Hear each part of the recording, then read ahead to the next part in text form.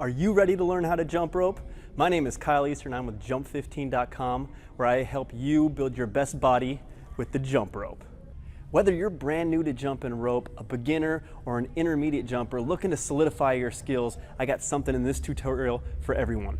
I'm going to cover how to size your jump rope, proper jump rope form, correct jump rope mechanics, and even cover some of the most common errors that I see among jump ropers, so you'll know what to look for and how to avoid them. Are you ready? Let's do this.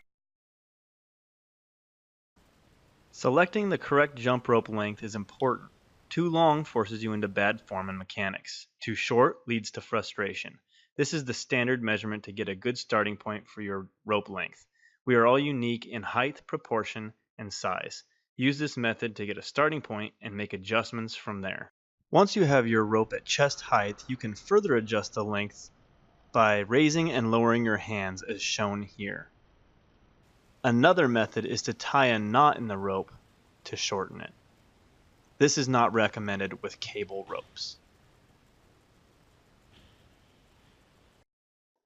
Let's cover some of the most common errors. Here I am demonstrating the tuck jump as well as excessive arm movement for rope rotation. Rope rotation with the arms creates inconsistency in rope travel, and tuck jumping is exhausting with little to show for it.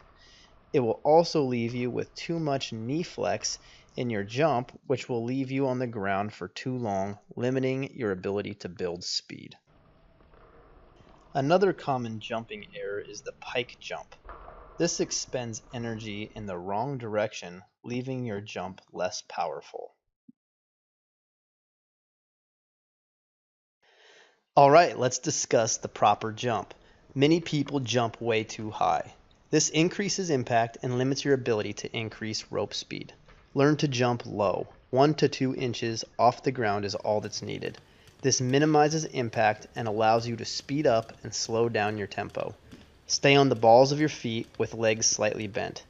You can practice this with and without a jump rope.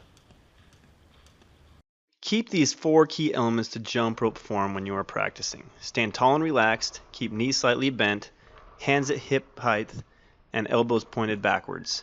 Here you can see that my hands are the same height. This helps create a good arc in the rope as it travels around your body. Symmetry in jump rope form is important. Each side should be a mirror image of the other. Avoid asymmetries like shown here. They can throw off rope path, leading to trip-ups. When learning to jump rope, consistency is key. The more consistent you are, the less trip-ups and frustration you will have. Build a strong foundation in the form and technique I have shown you, and avoid ingraining bad habits. Always practice with intention. The number one problem I see with most jumpers is arm position and rope rotation. Keep those elbows pointed backwards and only use your wrists for moving the rope. Exaggerate wrist circles to overcome stiff wrists. Here are 3 things to focus on when practicing. Maintain hand height consistency around hip level. Rotate the rope with your wrists, not your arms, and learn how to jump low. You only need to clear the rope. If you enjoyed this video, hit that like button and let me know in the comments what your favorite tip was. Also, subscribe to the channel and hit that notification bell so you'll be the first to know about new videos in the future. I'll see you in the next one.